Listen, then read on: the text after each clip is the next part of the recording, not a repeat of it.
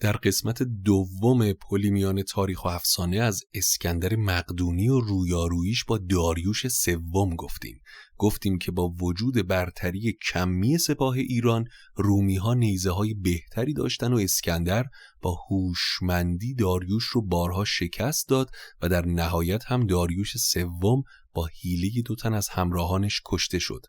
اسکندر داریوش رو با آیین شاهان به خاک سپرد و اون 2 نفر که مسبب قتل داریوش بودن رو هم از دار آویخت. اما از حمله اسکندر به تخت جمشید و به آتش کشیدن کاخ هم گفتیم. اسکندر شاهنامه با اسکندر تاریخی تفاوت داره و این تفاوت هم از روایات مختلفیه که از اون به جا مونده. در برخی منابع نگاهی پیامبرگونه به اسکندر هست و برخی منابع دیگه هم از اون به عنوان فردی ملعون و گجسته یاد شده. اما این روایاتی که تا اینجا و طی این 2 قسمت گفتیم بر اساس منابعی که مورخین یونانی روایت کردن.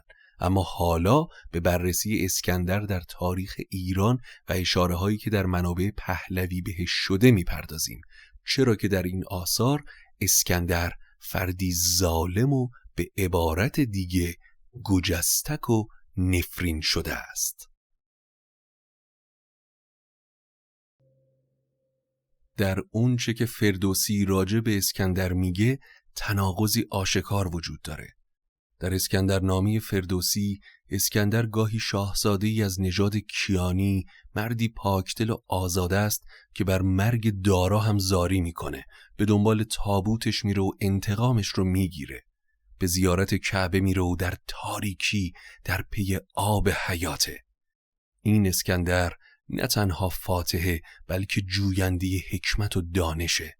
در شاهنامه اسکندر به عنوان فرزند داراب، آخرین پادشاه سلسله هخامنشی و ناهید یکی از شاهزادگان یونانی توصیف میشه. اما در بخش دیگه‌ای اسکندر مانند ضحاک بیدادگر و بداندیش و محروم از بهشت خرمه. در پاسخ نامه خسرو پرویز به قیصر اینطور اومده که نخست اندر آیم ز سلم بزرگ، ز اسکندران کینه ور پیر گرگ. و به همین ترتیب در چند جای دیگه فردوسی آشکارا به اسکندر ناسزا میگه. گفته میشه که این تناقض از اونجا ناشی میشه که فردوسی در به نظم آوردن داستان اسکندر از 2 یا چند منبع استفاده کرده که یکی از اونها کتاب اخبار اسکندره. سرگذشت این کتاب به این شکل که 600 سال بعد از اینکه کالیستن، همون فیلسوف و مورخ همراه اسکندر، به قتل رسید و تاریخش هم از بین رفت، مطالبی رو که سپاهیان اسکندر در بازگشت به یونان روایت کرده بودن و داستانها و افسانه هایی که راجع به اون در هر جا ظهور کرده بود، به صورت مجموعه‌ای به زبان یونانی در مصر نگاشته شد که به کالیستن نسبت دادن، ولی کالیستن دروغین نامیده شد. این کتاب بعداً به پهلوی هم ترجمه شد. مطالب اون هم به سریانی در اومد و از اونجا به عربی و به روایات منسوب به ذوالقرنین آمیخته شد. از عربی به همه مسلمان‌ها و از اون جمله بار دیگه به ایران رسید و به فارسی ترجمه شد و مورد استفاده فردوسی قرار گرفت.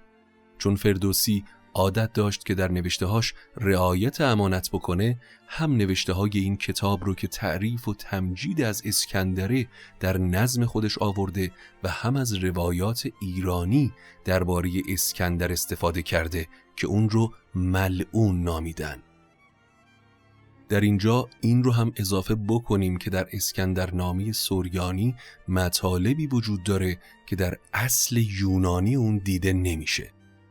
پس باید معتقد بود که افسانه برادری اسکندر و دارا هم در ایران برای پوشاندن ننگ شکست ایران از مقدونیه و برای اینکه نشون داده بشه که اسکندر شخصی غریبه و دشمن نبوده که به این خاک اومده، به اصل داستان افزوده شده.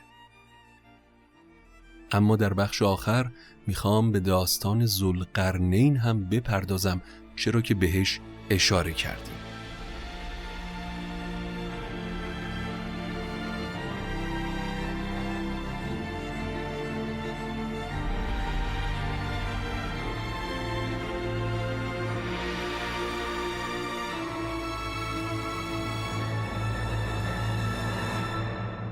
در قرآن آیاتی به نام ذوالقرنین اومده در سوره کهف آیه 82 که شأن نزول اون بر اینه: مشرکان عرب و مخالفان پیامبر اسلام به راهنمایی یهودیان و نصرانیان 3 مسئله از کتاب تورات برای اون مطرح میکنن تا اگر جوابی درست برابر اون چه که نوشته و در دست داشتن شنیدن، پیامبری پیامبر اسلام رو بپذیرن.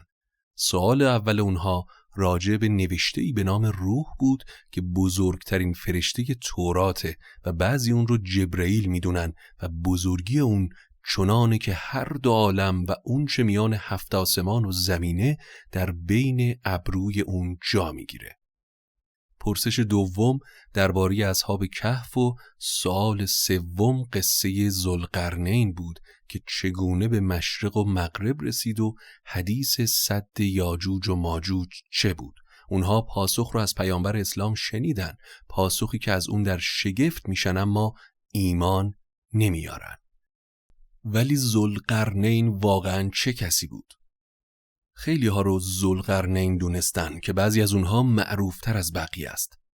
برخی شمریرعش پادشاه یمن که اگر یادتون باشه همونی بود که در شاهنامه شاه هاماوران بود و کیکاووس رو زندانی کرد. از این جهات برخی این پادشاه رو به عنوان ذوالقرنین یاد کردن که 2 گیسوش به شانه می رسید و از مشرق به مغرب رفت و سرزمین‌هایی رو فتح کرد و مردم رو به زیر فرمان خودش در آورد. در تفسیر طبری سخن از ذوالقرنین به میون اومده.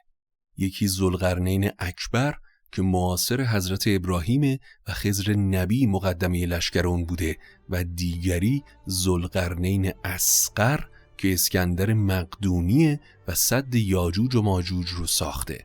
برخی هم میگن که اصلاً ذوالقرنین پادشاهی معاصر حضرت ابراهیمه. گفته میشه که اسکندر خودش معتقد بر این بوده که چون فرزند ژوپیتره، خداوند 2 شاخ به اون عطا کرده که نشانه تسخیر جهانه و فرمان داد تا تصویر اون رو با 2 شاخ قوچ بر سکه ها ضرب کنن. و همینطور گفته میشه که لقب اسکندر از این بابت ذوالقرنین بوده که اون به 2 جهت خورشید یعنی محل طلوع و غروب خورشید در زمین رسیده، چرا که معنای عربی این واژه هم به معنای دارای 2 چنگاله. اما در نهایت یکی دیگه از کسانی که اون رو ذوالقرنین یاد شده در قرآن میدونن کوروش بزرگ هخامنشیه. لقب ذوالقرنین رو برای کوروش اشاره به خوابی میدونن که دانیال نبی دیده. شبی دانیال در خواب دید که در کنار نهری قوچی 2 شاخ ایستاده بود که با شاخهاش به شرق و غرب، شمال و جنوب میتازه و کسی رو یارای مقاومت در برابرش نیست. اما ناگهان از طرف مغرب بز نری پیدا میشه که 1 شاخ بلند در میان چشم داره. اون با قوچ در میفته و اون رو نابود میکنه و جبرئیل جواب دانیال رو چنین تعبیر میکنه: اون قوچ 2 شاخ مالک ماد و فارسه و بز نر پادشاه یونانه که اون ملوک رو از پای در میاره. ضمناً مجسمه‌ای در کنار نهر مرغاب در نزدیکی استخر پایتخت کهن ایران کشف شده که سنگ نوشته‌های در کنار اون نام کوروش رو بر خودش داره. این مجسمه مردی رو مجسم میکنه که دارای 2 شاخ و 2 باله و به همین جهات کسانی که موافق ذوالقرنین بودن کوروش بودن اون رو دلیلی بر صحت ادعای خودشون میدونن. اونها به رؤیای دانیال نبی و پیشگویی اشعیای نبی در مورد کوروش و برحق بودنش استناد میکنن که کوروش دانیال به صورت 1 قوچ 2 شاخ مشاهده شده و اشعیای نبی که یکی از پیامبران عهد عتیق و اهل اسرائیل بوده هم اون رو به شکل عقاب مشرق دیده. برخی هم داریوش اول و بعضی دیگه هم تنشی هوانگ امپراتور چین در قرن سوم پیش از میلاد رو ذوالقرنین میدونن، چرا که اون دیوار عظیم چین رو در مقابل اقوام مغول ساخت که گفته میشه همون سد یاجوج و ماجوجه. اما در نهایت این مقایسه ها به ما نشون میدن که چطور تاریخ و حماسه میتونن دو رویکرد متفاوت نسبت به یک شخصیت داشته باشن. این داستان ها ما رو به فکر فرو میبرن و چشماندازی تازه به ما ارائه میدن، نه تنها درباره اسکندر بلکه درباره چگونگی تعریف و درک قهرمان ها و اسطوره ها در فرهنگ های مختلف.